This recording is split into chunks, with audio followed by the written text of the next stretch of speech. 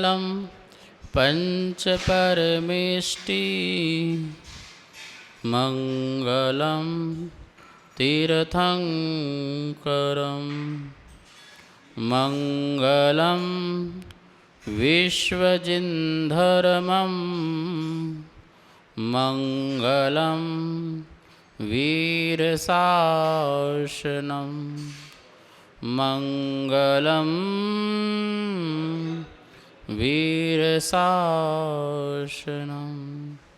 वन्दितु सव्यसिद्धे ध्रुवमचलमणोभवं गतिं पते वोक्षामि समय पाहुड मृण्मो सुध केवली भड़िदम।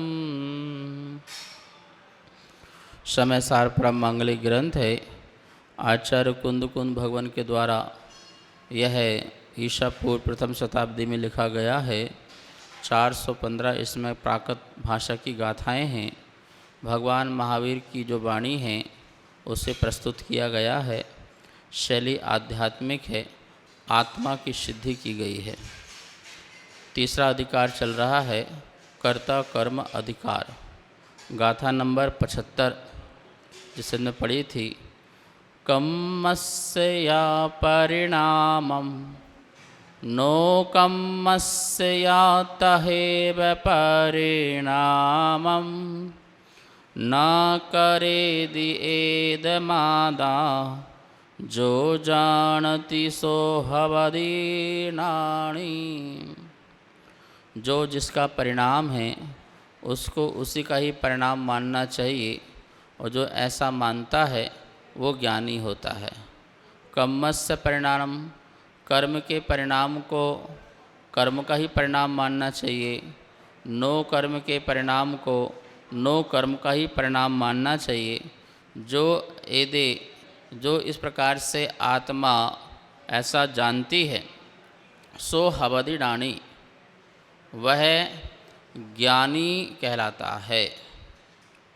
और सही बात है, जिसकी जो चीज़ है उसको उस रूप मानिए तो आप ज्ञानी कहलाएंगे। पर की चीज़ को और पर के परिणमन को अपनी चीज़ और अपना परिणमन मानना ये बुद्धिमता नहीं है, ये तो अविवेक है। ये तो संसार के व्यवहारिक जीवन में भी अविवेक है। इस संसार में जिस चीज़ को आपने पुरुषार्थ पूर्वक प्राप्त नहीं किया है और उसको भी आप अपना कहो और उसका परिणमन भी आप अपना परिणमन कहो, तो ये क्या हुआ? ये व्यवहार में भी निषेध है कि भाई आप ऐसा नहीं बोल सकते और आप ऐसा नहीं कह सकते हैं। तो फिर निश्चय में ऐसा कैसे हो सकता है? निश्चय तो यथार्थ है, सत्यार्थ है, उसमें तो लाग लपेट की बात ही नहीं हो सकती है। कर्मस्य परिणामम, जो कुछ भी कर्म का परिणाम है, कर्म के उदय से जीव की जो जो अवस्थाएं हुई हैं वो अवस्थाएं कर्म की अवस्थाएं हैं, उसे जीव की अवस्था नहीं मान।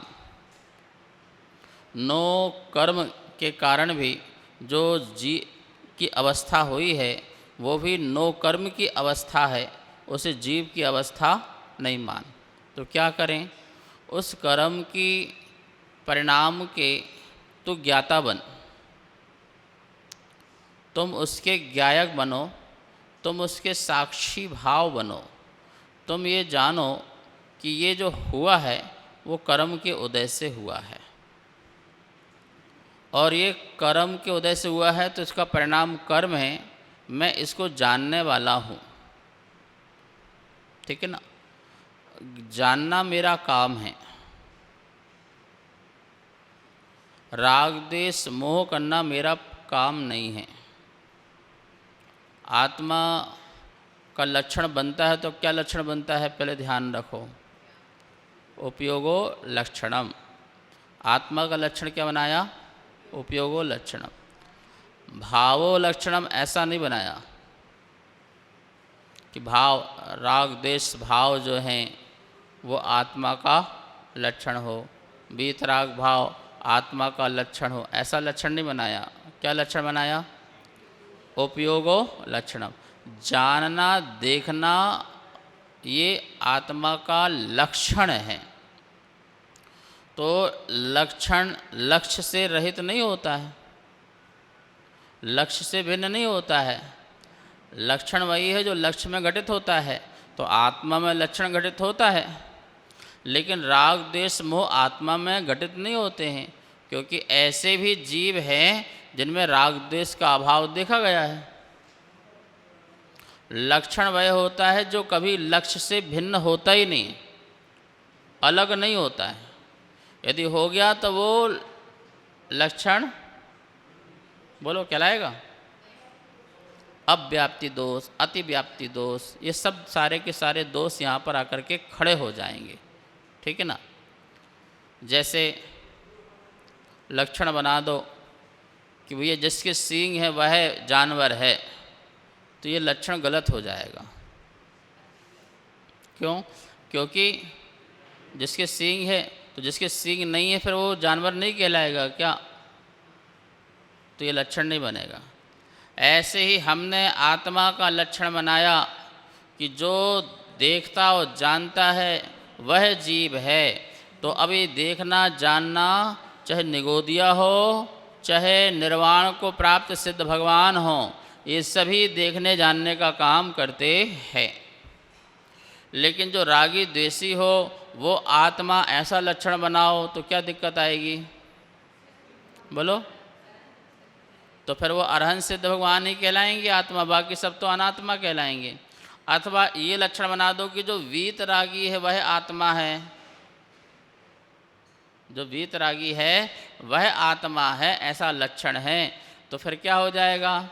अरहंत सिद्ध ही आत्मा कहलाएंगे, बाकी सारी आत्मा जो रागी द्वेषी हैं वो अनात्मा हो जाएंगी। तो आपका लक्षण तो सर्व जीव में घटित नहीं होता है। लक्षण तो ऐसे हो कि अनंतानंद सभी जीव में घटित हो। तो क्या घटित होता है? उपयोगो लक्षणम। नाण दंसन मय्यो पढ़ा है? अहिमिको खलु शुद्धो दंसन नाण मय्यो सदा रूबी। 38 नंबर की गाथा में ज्ञान दर्शन मय आत्मा है। तो ये बात तो समझ में आ जाती है कि सामान्य दर्शन और विशेष दर्शन, सामान्य दर्शन और विशेष ज्ञान, सामान्य दर्शन हो रहा है और विशेष ज्ञान हो रहा है, ये हमें समझ में आता है। भेदात्मक रूप से जो जानने में आता है वो मेरा स्वरूप है, ये समझ में आता है। ठीक है ना। अब वो अल्प जाने, अधिक जाने, कम जाने, ये तो बात की बात है, पर जानने का काम तो अल्प वाला भी कर रहा है और अधिक वाला भी कर रहा है। तो जाननहार तो बंद नहीं हो गया ना। किसी का इतना आवरण है कि वो अधिक नहीं जान पा रहा है, कम जान पा रहा है, तो जानने का काम तो नहीं बंद हुआ, चैतन्यपना तो समाप्त नहीं हुआ। चैतन्यपना का नाम ही है जानना और देखना। ये माइक जानना और देख नहीं सकता, इसलिए चैतन्यपना इसमें नहीं है। हर द्रव्य का अपना एक गुणधर्म होता है जो असाधारण वाला हो, असाधारण हो, साधारण नहीं हो। कैसा हो? असाधारण हो, जो और किसी में नहीं पाया जाए, मतलब जिससे उसकी पहचान हो, उसकी पहचान जिससे हो। तो चेतना की पहचान किससे होती है? शक्ति से, सुख से, अमूर्तत से, अवगाहनत से, सूक्ष्मत से, अरूपी से। किससे होती है? अनंत शक्तियां हैं, अनंत स्वभाव हैं, अनंत गुण हैं। बोलो, तो किससे चेतना की पहचान होती है? जानने से होती है, उपयोग से होती है। जैसे जल में बहुत सारी चीज़ें हैं, लेकिन जल की पहचान उसके शीतलपन से होती है।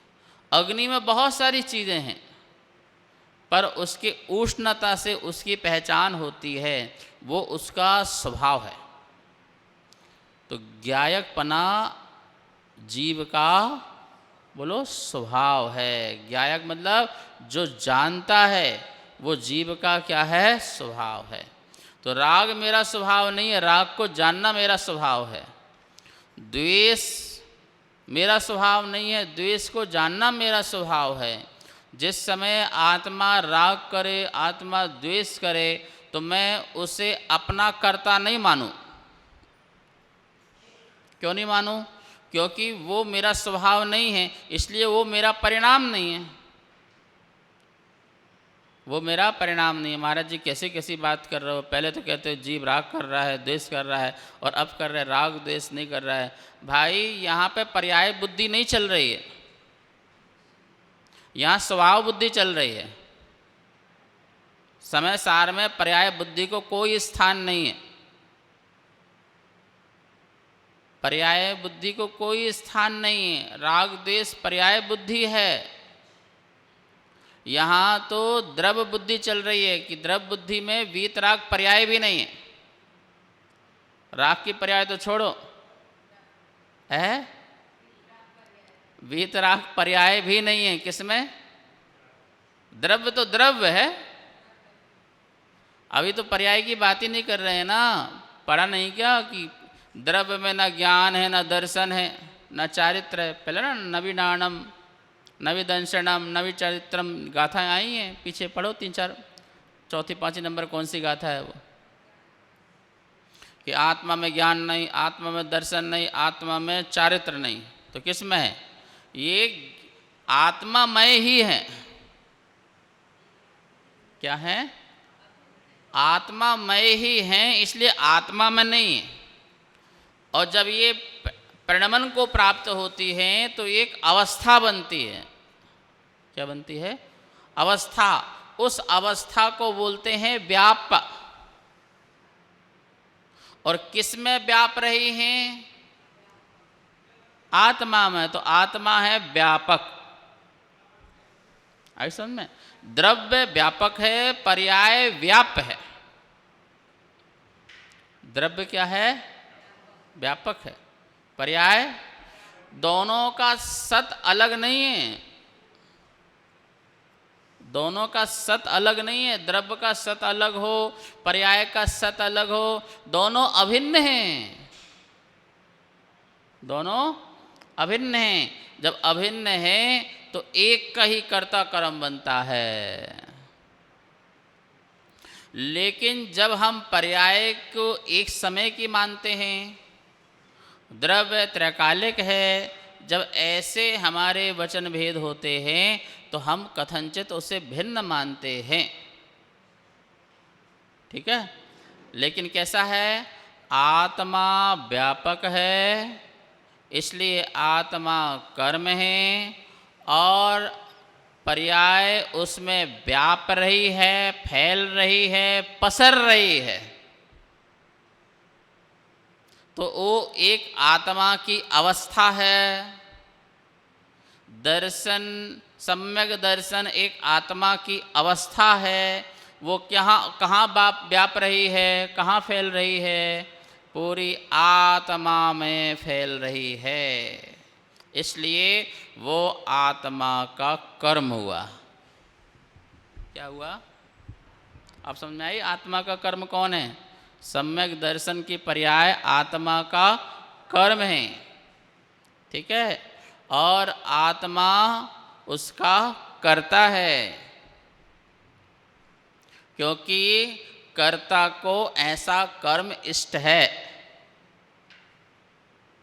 कर्ता को क्या इष्ट है? उसे अपना ज्ञान इष्ट है, उसे अपना दर्शन इष्ट है, उसे अपना चारित्र इष्ट है। इसलिए जो कर्ता को इष्ट हो उसे कर्म कहते हैं। तो बताओ, कर्ता से हट करके कर्म हो सकता है क्या? फिर हो सकता है क्या? समुद्र व्यापक है, समुद्र की पर्याय व्याप्य हैं। तो कहाँ कहाँ व्याप्य हैं समुद्र की पर्याय लहरें?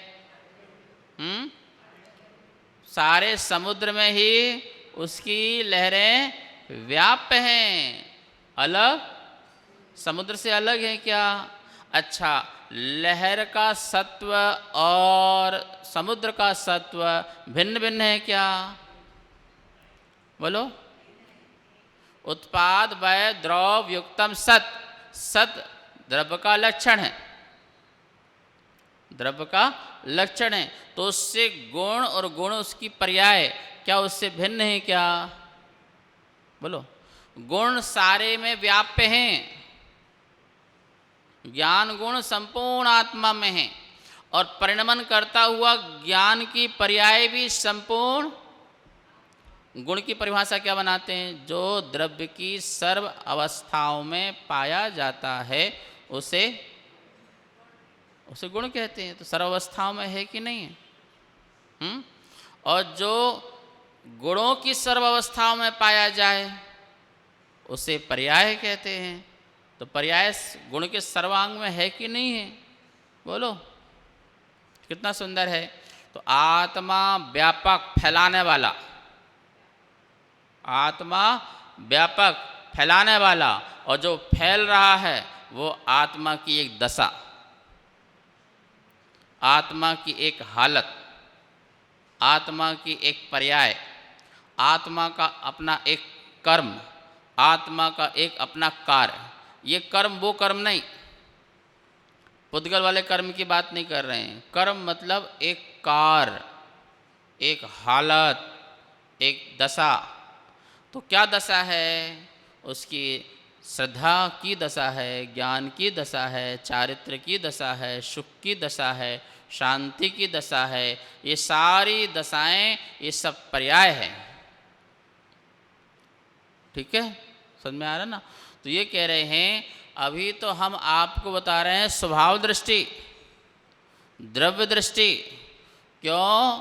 पर्याय दृष्टि में अपने को रखने से सम्यक की उपलब्धि नहीं होती है, मोक्ष की प्राप्ति नहीं होती है, अपने को स्वभाव की दृष्टि में रखने से होती है। यद्यपि पर्याय हमें अनुभवन कराती है, द्रव्य अनुभवन नहीं कराती है। पर्याय का अनुभवन होता है, लेकिन वह अनुभवन पर्याय का जो हो वह द्रव्य को लेकर के हो तो ठीक है। किससे हो? दुकान पैसे की अनुभूति नहीं कराता है, पर दुकान से पैसा पैदा होता है, तो अनुभूति किसकी होती है? मतलब सुख, खुश होते हैं, सुख मिलता है, वो किससे मिलता है? दुकान से, या दुकान से जो आवक है। बोलो। दुकान में बैठने किसको अच्छा लगता है?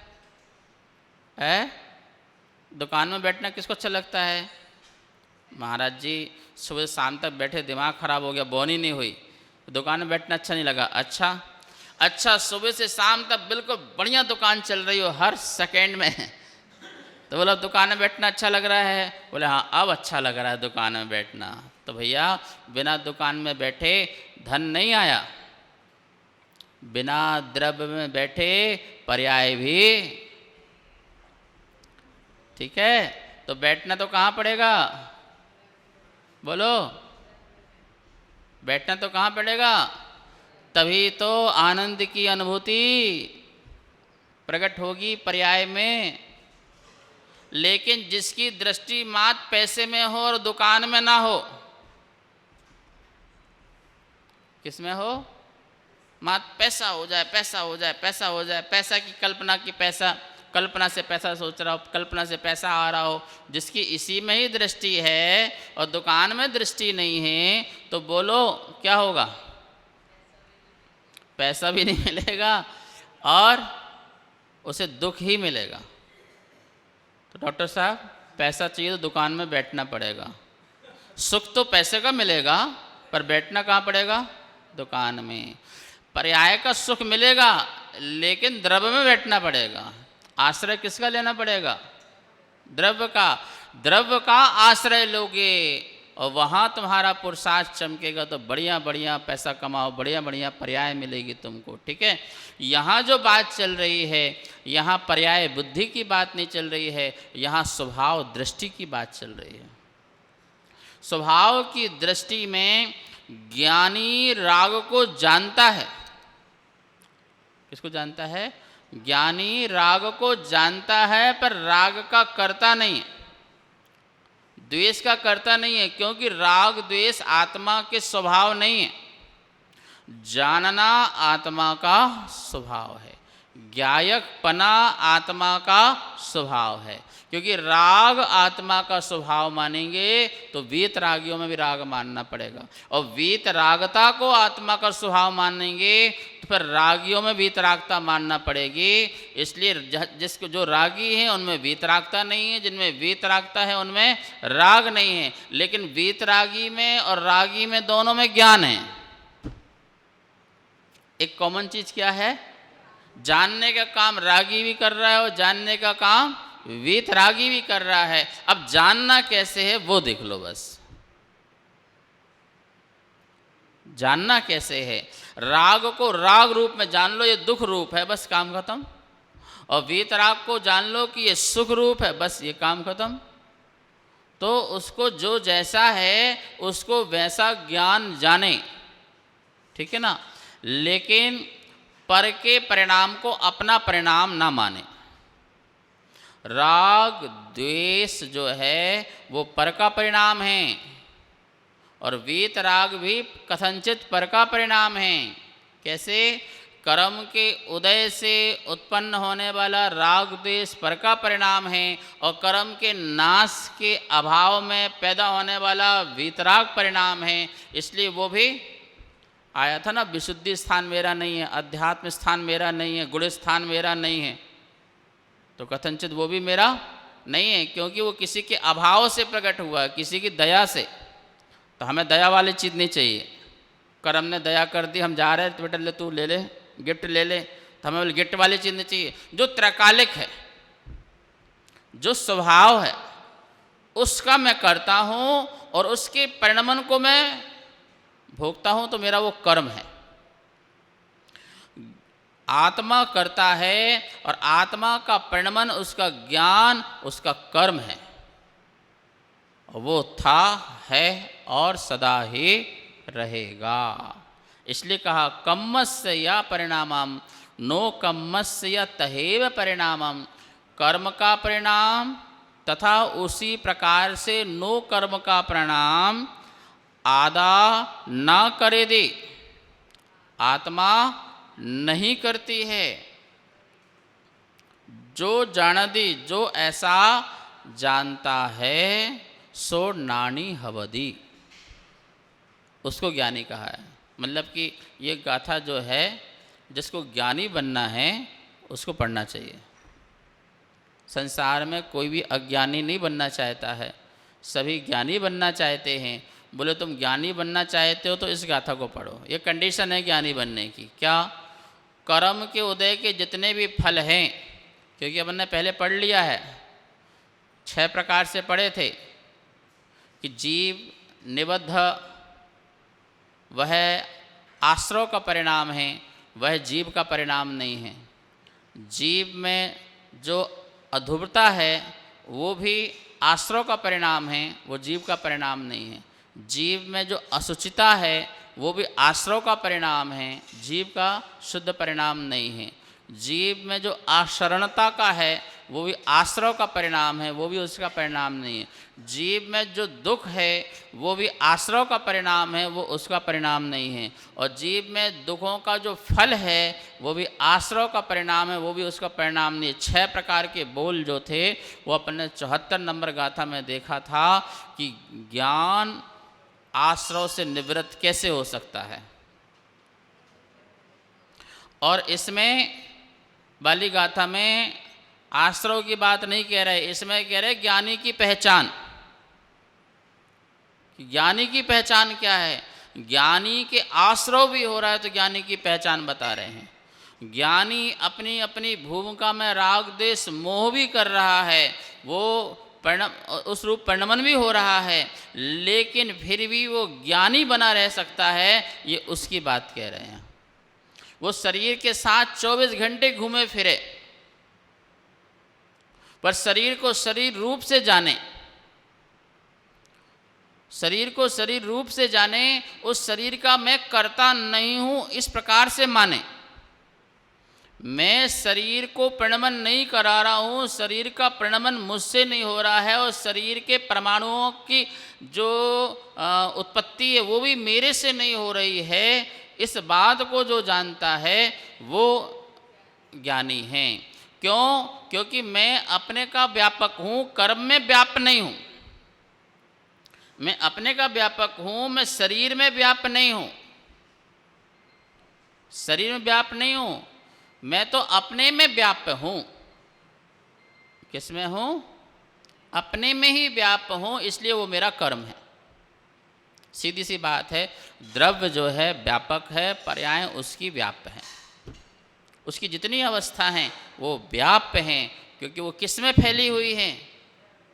वो अपने द्रव्य में ही पसरी हुई हैं, अपनी द्रव्य में ही खिल रही हैं। किस में खिल रही हैं?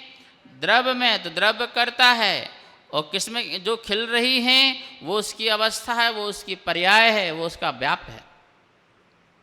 सम्यक दर्शन की पर्याय, सम्यक ज्ञान की पर्याय, सम्यक चारित्र की पर्याय, सुख की पर्याय, शक्ति की पर्याय, ये सारी की सारी पर्याय व्याप हैं। किसमें? द्रव्य में। द्रव्य से कहीं कोई बाहर नहीं है, दोनों का सत एक है, दोनों का सत एक है, इसलिए दोनों अभिन्न हैं, दोनों अभेद हैं, इसलिए कर्ता कर्म भी अभिन्न और भेद में बनता है। अखंड में, अभेद में, अभिन्न में ही कर्ता कर्म बनता है। दो या दो से अधिक पदार्थों में कर्ता कर्म बनेगा तो वो उपचार वाला बनेगा, और उपचार वाला कथनचित सत्य है, पूर्ण सत्य नहीं है, सर्वथा सत्य नहीं है, समझने के लिए सत्य है, व्यवहार चलाने के लिए सत्य है, बताने के लिए सत्य है, लेकिन वस्तु स्वरूप में वो सत्य नहीं है। जो मजदूर है वो मकान बना रहा है, तो इस अपेक्षा से ये मकान का कर्ता है, ये उपचार का कथन है, ये व्यवहार का कथन है, ये वस्तु स्वरूप का कथन नहीं है, क्योंकि वो मकान बना ही नहीं सकता है।